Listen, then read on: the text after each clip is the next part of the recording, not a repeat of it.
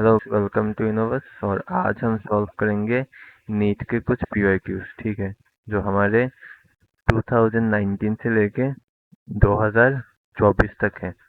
तो चलो स्टार्ट करते हैं। तो in an experiment, the percentage of error occurred in the measurement of physical quantities A, B, C, and D are 1%, 2%, 3% and 4% respectively। तो इसमें क्या बोला है हमें कि एक एरर है हमारा ए बी सी और डी में, जिसमें वो हमारा ए का है 1%, बी का 2%, सी का 3 और डी का 4% है। और एक्सप्रेशन है A square B to the power half C to the power 1/3। तो मैं लिख देता हूँ यहाँ पे A square B half C to the power 1/3 और डी क्यूब। तो हमारा अ, तो हमारा एक फॉर्मूला था ए, आपका जो पावर है A to the power M into B to the power N है बकरी। तो इस केस में आपका एरर क्या होता है, M delta A by A plus N delta B by B. तो सेम इस केस में भी आपका एरर क्या होगा, आपका delta X by X equals to A का पावर इस केस में 2 है, तो 2 into delta A by A plus half into B by B ऐसे होगा। हाँ, पूरा वाला plus 1/3 into delta C by C plus 3 into delta D by D. ठीक है, तो आपका ए का आपका एरर कितना था, तो ए का आपका था 1, बी का 2, सी का 3 और डी का 4। तो आपका ए का 1, बी का 2, सी का 3 और डी का 4। ठीक है, तो इस केस में आपका ये सारे आपके कैंसिल हो जाएंगे और आपका फाइनली ये 12 और ये 2, तो आपका 16% एरर आता है फाइनली। ओके, तो आपका आंसर ऑप्शन सी होगा। सी है, ठीक है। तो अभी आप आइए इस क्वेश्चन में। ये आपका नीट के 2020 का सवाल है। तो आप अभी देख सकते हैं कि नीट में बिल्कुल आसान आसान से क्वेश्चंस आते हैं जो आपका सेकंड्स में सॉल्व हो जाएंगे। ठीक है, तो आपको बस स्पीड मेंटेन करना है, बस और कुछ नहीं है। ठीक है, तो इसके इसमें आप देखिए, तो सब्ट्रैक्शन में आपका रूल क्या था कि आप राउंड ऑफ करेंगे डेसिमल पॉइंट के बाद के minimum number of significant figures तक। ठीक है, तो इस केस में आपका पॉइंट के बाद दो ही है बस। ठीक है, सिग्निफिकेंट फिगर।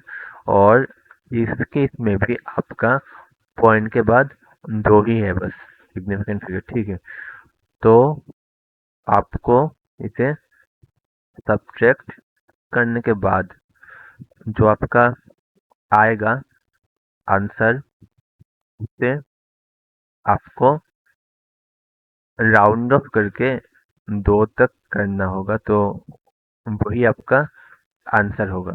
ठीक है, क्यों? क्योंकि आपका पॉइंट के बाद इसमें भी दो है और इसमें भी दो सिग्निफिकेंट फिगर्स है, तो इसका मतलब आपका पॉइंट के बाद मिनिमम सिग्निफिकेंट फिगर्स दो ही होंगे। ठीक है, और इस ऑप्शंस में, इन चार ऑप्शंस में आपका दो सिग्निफिकेंट फिगर्स बस एक ही में है, जो है ये वाला।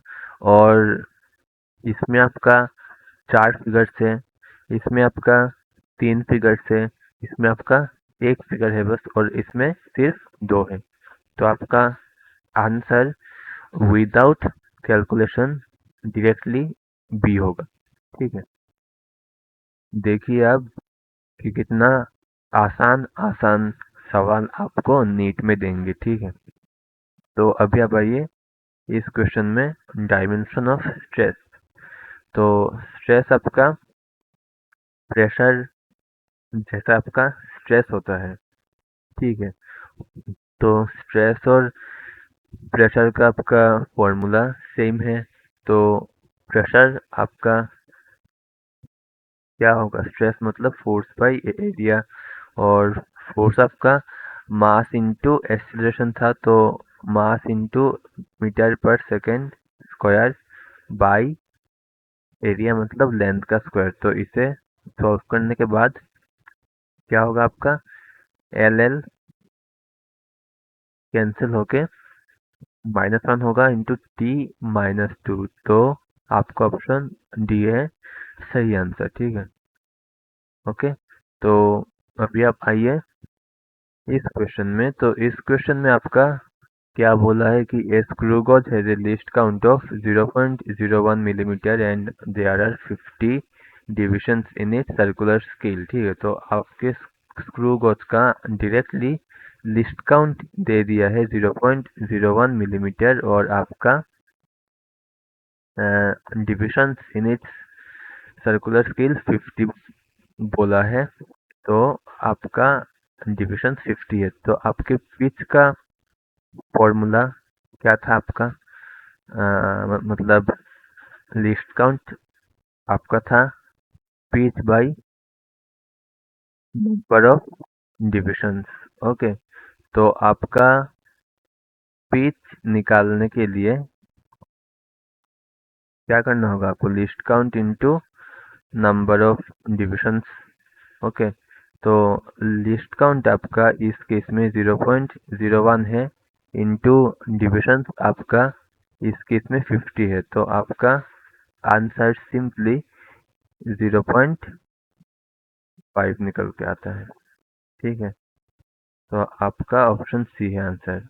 देखिए आप कि आपने पिछले क्लास में जो जो क्वेश्चंस आपने किए हैं उससे बहुत आसान सवाल आपके नीट में देते हैं, आप देख लीजिए।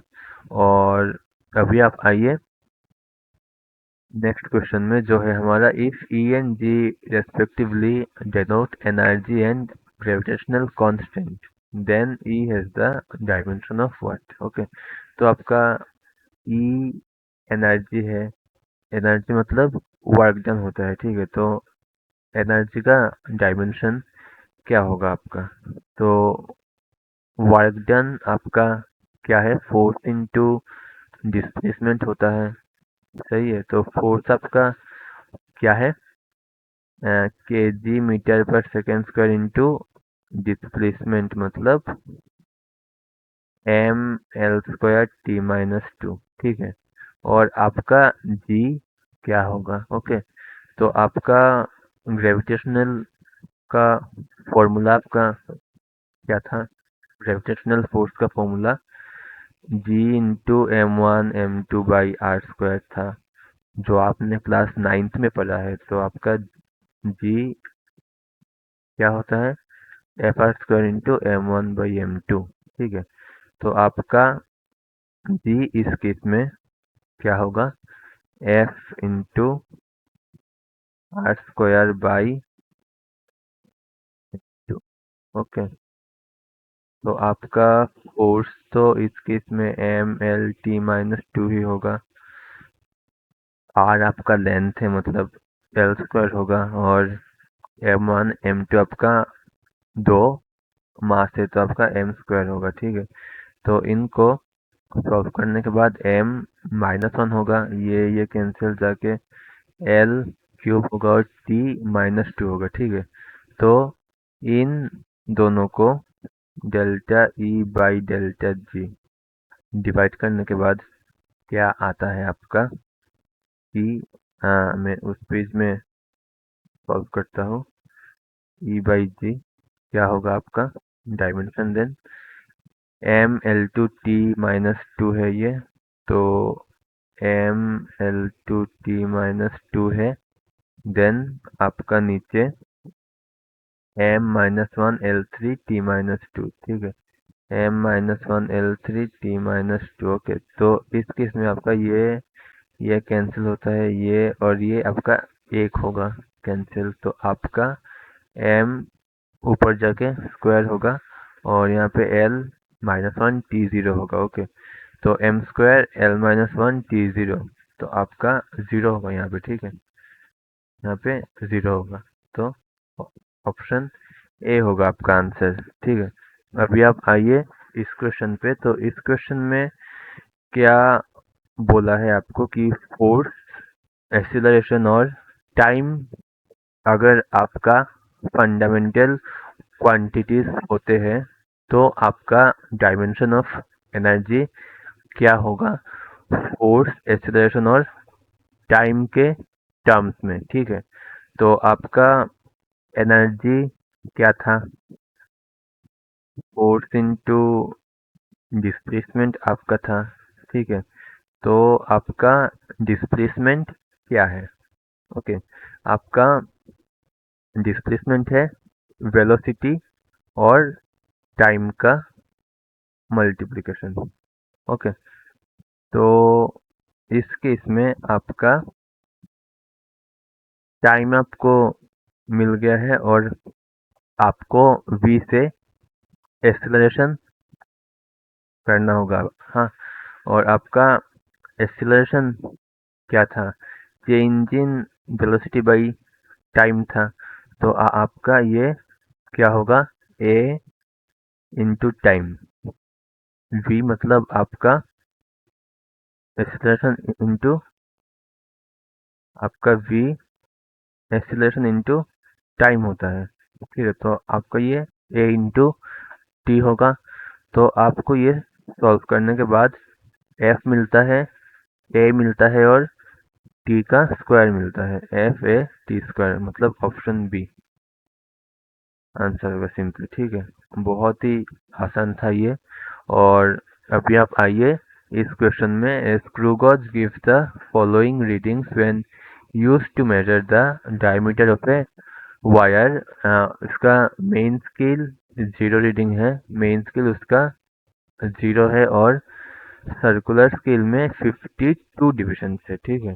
तो 52 डिविजन है, मतलब आपका लिस्ट काउंट इस केस में 1 है मिलीमीटर मेन स्केल में, और आपका 100 डिविजन आपका है सर्कुलर स्केल में, ठीक है। तो आपका लिस्ट काउंट 1/100 होगा। तो तो आपका ये 0.01 mm होगा, ओके, लिस्ट काउंट। और इससे हमें टोटल डायमीटर क्या मिलता है, मेन स्केल में आपका जीरो होगा ना, तो diameter is equal to n plus n into list count था फॉर्मूला। तो आपका मेन स्केल में जीरो है और स्मॉल n आपका 52 है डिविजन, और लिस्ट काउंट आपका 0.01 है, ठीक है। तो आपका आंसर इस केस में 0.52 mm होता है, होगा। तो आपको ये 0.052 सेंटीमीटर होगा, ठीक है। तो ऑप्शन डी होगा आपका आंसर, ओके, ठीक है। तो अभी आप आइए इस क्वेश्चन में, जो है आपका dimension M L T minus two belong to the which quantity, magnetic flux, self inductance, magnetic permeability, electric permittivity, ठीक है। तो क्लास 12 में जाके पूरा आपको ये क्लियर होगा, लेकिन उससे पहले मैं आपको बोल देता हूँ कि आपका एक फॉर्मूला यूज होगा जो आपका है B equals to mu into H, ठीक है। तो आपका इस केस में बी आपका है मैग्नेटिक फ्लक्स इंटेंसिटी। हाँ, और एच आपका है मैग्नेटिक फील्ड इंटेंसिटी। ठीक है, और म्यू आपका है मैग्नेटिक परमीएबिलिटी। ठीक है, तो इसमें आपका बी का यूनिट न्यूटन पर एम्पियर मीटर होता है और एच का स्क्वायर पर मीटर होता है। ठीक है, तो इन सब को देखते हुए म्यू हमारा बी बाई एच है, तो मतलब म्यू का आपका यूनिट क्या होगा एम्पियर बाई मीटर। तो इस केस में ये कैंसिल जाके न्यूटन पर एम्पियर स्क्वायर होगा। ठीक है, तो इससे म्यू हमारा डायमेंशन क्या होता है, न्यूटन हमारा फोर्स का है, मतलब केजी मीटर पर second square into by ampere का पावर -2 होगा। तो ये आपका बिल्कुल एक्यूरेट है इसके साथ, तो आपका आंसर ऑप्शन सी होगा इस केस में भी। ठीक है, और बाकी आप फॉर्मूला क्लास 12th में पढ़ेंगे, तब आपको और भी क्लियर होगा। ठीक है, तो अभी आप आइए इस क्वेश्चन में। तो plane angle and solid angle have units but no dimensions, dimensions but no units, no units and no dimensions, और ऑप्शन डी आपका है बोथ यूनिट्स एंड डायमेंशंस। ठीक है, तो आपका प्लेन एंगल में यूनिट तो आपका है, क्यों? क्योंकि प्लेन एंगल का आपका एसआई यूनिट आपका है रेडियन, और सॉलिड एंगल का टेरेडियन था जो हमने पढ़ा था पहले। लेकिन प्लेन और सॉलिड एंगल का कोई डायमेंशन नहीं है, तो आपका ऑप्शन ए होगा आंसर। ठीक है, तो अभी आप आइए इस क्वेश्चन पे। तो इस क्वेश्चन पर भी आपका the area of A rectangular field, आपका लेंथ है 55.3 मीटर और ब्रेथ आपका है 25 मीटर। तो आपको एरिया निकालना है। तो एरिया का फॉर्मूला क्या था आपका 55.3 इंटू 25 करने के बाद क्या आता है, देखिए अभी। लेकिन आपको ये सॉल्व नहीं करना है, क्योंकि ये आपका सॉल्व सॉल्व सॉल्व करने के बिना भी आंसर निकल जाएगा। क्यों? क्योंकि इन सब में सिग्निफिकेंट फिगर्स डिफरेंट है। चेक करिए, इसमें आपका 3 है, इसमें आपका 4 है, इसमें आपका 5 है, और इसमें आपका सिर्फ 2 है। ठीक है, तो आपको चेक करना है कि मल्टीप्लिकेशन के टाइम आपके नंबर का पूरा करना है और smallest number of significant figures find करना है। तो इसमें आपका 3 है और इसमें आपका 2 है, तो स्मॉलेस्ट आपका 2 में होगा। तो आपको आंसर को राउंड ऑफ करना है 2 तक ही बस। ओके, तो 2 तक क्या है, इनमें से ऑप्शन डी है, तो आपका आंसर सिंपली डी हो जाएगा। ठीक है, तो अभी आप आइए इस क्वेश्चन में। तो आपका ग्रेविटेशनल कांस्टेंट, उसके बाद potential energy, gravitational potential intensity, इन सब को मैच करना होगा अभी। ठीक है, तो इसमें क्या करना है आपको, ग्रेविटेशनल कांस्टेंट का आपका क्या था, देखिए आप अभी। ग्रेविटेशनल कांस्टेंट का आपका g equals to force into distance square by masses थे, तो फोर्स आपका M L T minus two है, डिस्टेंस आपका एल स्क्वायर है, और मास आपका ऐसे होगा। ठीक है, तो आपका एम कैंसिल इस केस में, तो आपका क्या आता है, M minus one L three T minus two. ठीक है, तो आपका M minus one L three और टी माइनस टू होगा, जो हमारा ऑप्शन ए का टू है। तो आपका इनमें से क्लियर है कि ऑप्शन डी आपका नहीं होगा आंसर। ठीक है, तो अभी आप आइए ग्रेविटेशनल पोटेंशियल एनर्जी पे। ठीक है, तो ग्रेविटेशनल पोटेंशियल एनर्जी में आपका एनर्जी है, तो एनर्जी का आपका क्या होगा, एनर्जी मतलब फोर्स इंटू डिस्प्लेसमेंट, तो force M L T minus two और एक आपका डिस्प्लेसमेंट के लिए एम स्क्वायर। ठीक है, तो आपका बी का होगा ऑप्शन फोर। ओके, तो बी का ऑप्शन फोर है ये दो, तो आपका ए भी नहीं होगा, और लास्ट में ऑप्शन बी या सी ही बचता है।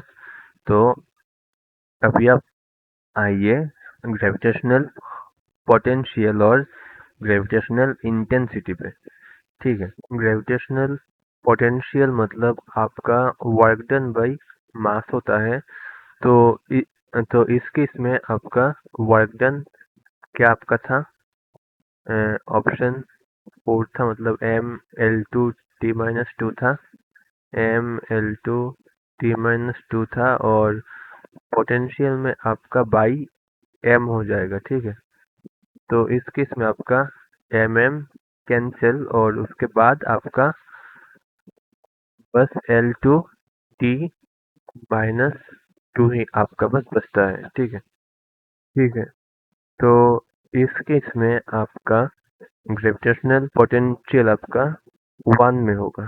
ठीक है, तो आपका यहाँ पे सी वन है, बी फोर है और ए थ्री है, तो आपका ऑप्शन बी होगा आंसर। ठीक है, तो अभी आप आइए इसमें the errors in the measurement which arise due to unpredictable fluctuations in temperature, तो जिसका एरर का हमें कॉज पता नहीं होता, अनप्रेडिक्टेबल है, वो आपका रैंडम एरर्स होगा। ठीक है, तो तभी आप आइए इस क्वेश्चन में, तो इसमें आपका a metal wire has mass 0.4 kg, plus minus आपका एरर है, सेम आपका रेडियस है इतना,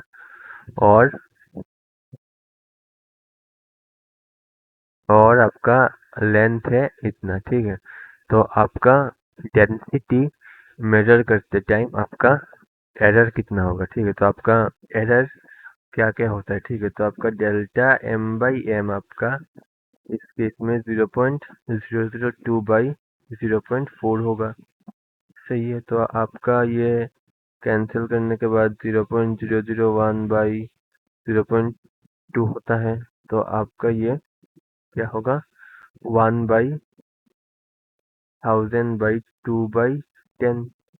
ओके, तो आपका जीरो जीरो कैंसिल, तो इस केस में आपका 1/200 होता है। ठीक है, और आपको ये परसेंटेज में करने के बाद क्या होगा, आपका 0.5% एरर है। ठीक है, और सेम आपका रेडियस में क्या होगा, इनटू 100 करने के बाद 0.001/0.3।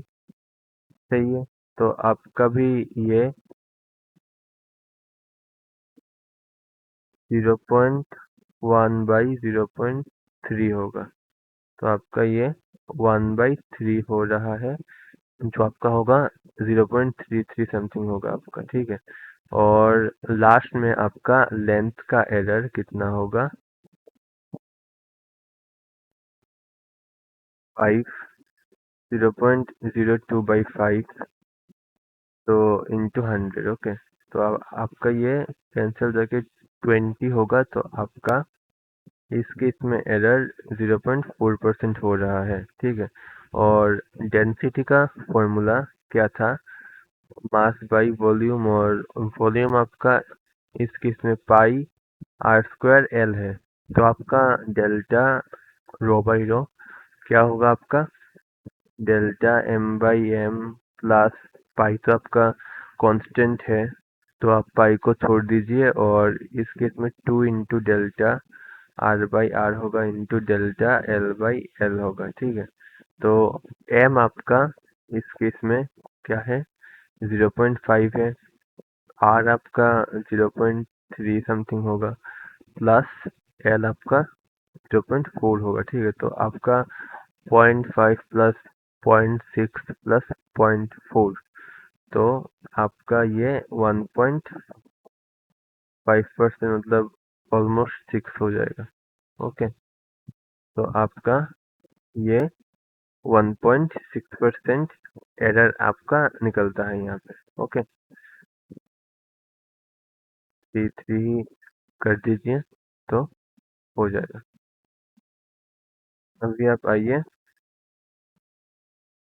इसमें तो इस क्वेश्चन में the quantities which have the same dimensions as those of solid angle are okay। तो solid एंगल आपका डायमेंशन लेस होता है ठीक है। तो इस केस में आपका स्ट्रेस का तो है डायमेंशन है तो ये आपका नहीं होगा। ट्रेन का आर्क का आपका है मीटर में होता है लेंथ है आपका आर्क ठीक है। और एंगुलर स्पीड और स्ट्रेस का भी आपका डायमेंशन है तो आपका ऑप्शन ए होगा बस ठीक है। तो क्यों हुआ ए ट्रेन आपका क्या होता है चेंज इन लेंथ मतलब डेल्टा L/L होता है ठीक है। तो change in length by original length आपका स्ट्रेन होता है ठीक है। तो ये भी आप इसी साल पढ़ेंगे तो आपका ऑप्शन ए होगा इस केस में। तो आपका स्ट्रेन का कोई डायमेंशन नहीं होता और एंगल का भी आपका कोई डायमेंशन नहीं होता ओके। तो तभी आप आइए इस क्वेश्चन पे। तो इस क्वेश्चन में a force defined by F equals to alpha T square plus beta T हुआ है act on a particle at given time t the factor which is dimensionless if alpha and beta are constants। तो क्या होगा ठीक है। तो आपको इनमें से डायमेंशन लेस कौन सा होगा आपको वो निकालना है ठीक है। तो आपका फोर्स क्या होगा फोर्स का डायमेंशन आपका अल्फा टी स्क्वायर होगा और आपका सेम फोर्स का डायमेंशन आपका सेम बीटा टी भी होगा ठीक है। देखिए आप कि आपका अल्फा टी स्क्वायर और बीटा टी का आपका डायमेंशन सेम होगा तो इसको और इसको डिवाइड करने के बाद आपको डायमेंशन लेस नंबर मिल जाएगा ठीक है। तो आपका ये डिवाइड करने के बाद इनका यूनिट कैंसिल हो जाएगा और इसका मतलब इनका डायमेंशन भी नहीं होगा ठीक है। तो आपको ये कैंसिल करने के बाद अल्फा टी बाई बीटा मिलता है जो आपका डायमेंशन लेस होगा ओके। तो ये आपका आंसर हुआ। तो thank you for watching the video. तो हम इसी चैनल पर हम ऐसे ही कंटेंट्स अपलोड करते रहेंगे ठीक है। तो आप इसको लाइक शेयर और सब्सक्राइब करना मत भूलना। Thank you bye bye.